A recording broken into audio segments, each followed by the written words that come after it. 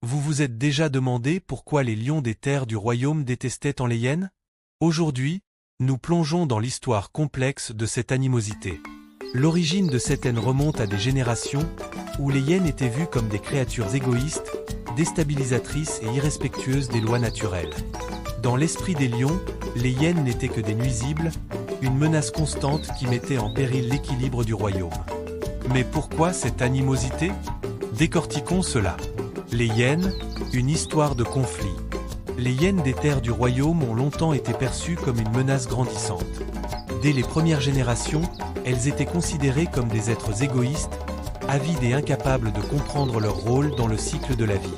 Les hyènes cherchaient à s'imposer là où elles voulaient, en mangeant ce qu'elles désiraient, sans se soucier des règles imposées par la nature ou par les autres animaux.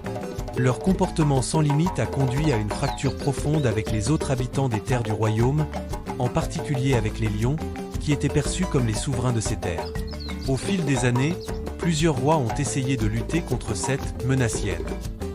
L'une des solutions les plus extrêmes fut d'expulser toutes les hyènes des terres, un acte symbolique de rejet et de domination.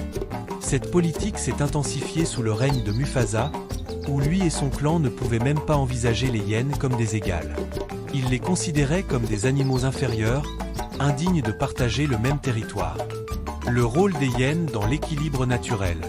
Mufasa, malgré ses bonnes intentions de protéger son royaume, a échoué à comprendre un point fondamental.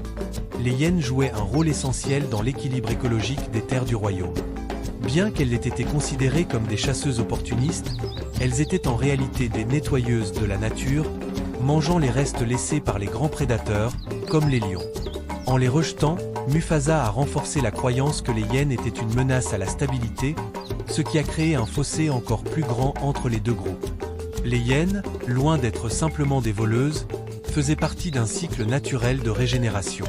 Elles avaient une fonction vitale en nettoyant la savane, empêchant ainsi la propagation des maladies et des carcasses en décomposition. Pourtant, ce rôle crucial a été ignoré par les lions, qui préféraient considérer les hyènes comme des intrus indésirables. Cette incompréhension a alimenté un climat de peur et de haine, créant une barrière invisible mais puissante entre ces deux espèces. La supériorité des lions, une vision enracinée. Depuis des siècles, les lions ont été considérés comme les animaux les plus majestueux et dignes de respect dans le royaume. Leur force, leur royauté et leur nature prédateur ont contribué à cette image de suprématie. Les traditions des terres du royaume mettaient en avant cette idée de domination naturelle des lions, les plaçant au sommet de la hiérarchie animale.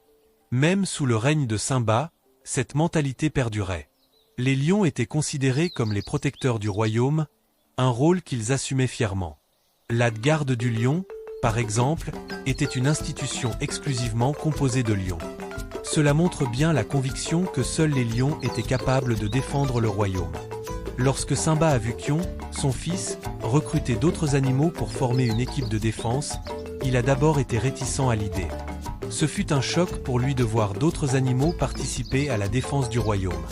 Simba était convaincu que les lions étaient les seuls capables de garantir la sécurité de leur terre. Ce manque d'ouverture à l'idée de diversité au sein du royaume a renforcé l'idée que les lions étaient supérieurs, ce qui a contribué à alimenter l'inimitié envers les autres animaux, en particulier les hyènes. Scar et les hyènes, une manipulation stratégique. L'un des moments clés de cette relation complexe entre les lions et les hyènes se trouve sous le règne de Scar. Contrairement à Mufasa, Scar a vu dans les hyènes une occasion de renforcer son pouvoir. En leur offrant des miettes et en les impliquant dans ses complots pour s'emparer du trône, Scar a réussi à les manipuler. Les hyènes, croyant que Scar les soutenait, ne se doutaient pas qu'elles n'étaient que des pions dans son jeu de pouvoir. Les hyènes pensaient qu'elles avaient trouvé un allié dans Scar, qui leur offrait de la nourriture et un endroit dans les terres du royaume. Cependant, elles n'étaient jamais vues comme des égales par Scar.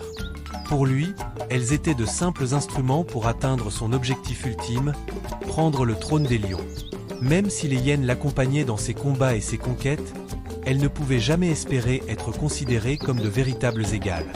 Elles restaient des outils pour lui, sans réelle place dans la royauté des lions. La réconciliation, un changement de perspective. Le vent du changement est venu lorsque Kion, le fils de Simba, a formé une alliance avec Jiri, une hyène. Leur amitié a permis de remettre en question les siècles de haine et de méfiance entre les lions et les hyènes.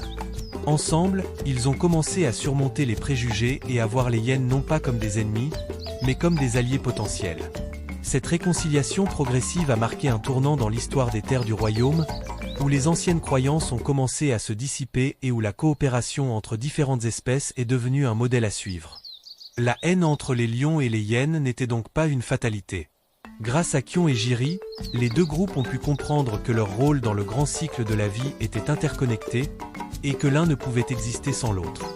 Leur histoire montre que, même après des générations de conflits et de malentendus, la paix et l'harmonie sont possibles, à condition de remettre en question les anciennes idées et d'ouvrir les cœurs à la compréhension mutuelle. Alors, de quel côté êtes-vous? Des lions, avec leur vision traditionnelle du pouvoir, ou des hyènes, qui ont longtemps été les oubliés de ce royaume?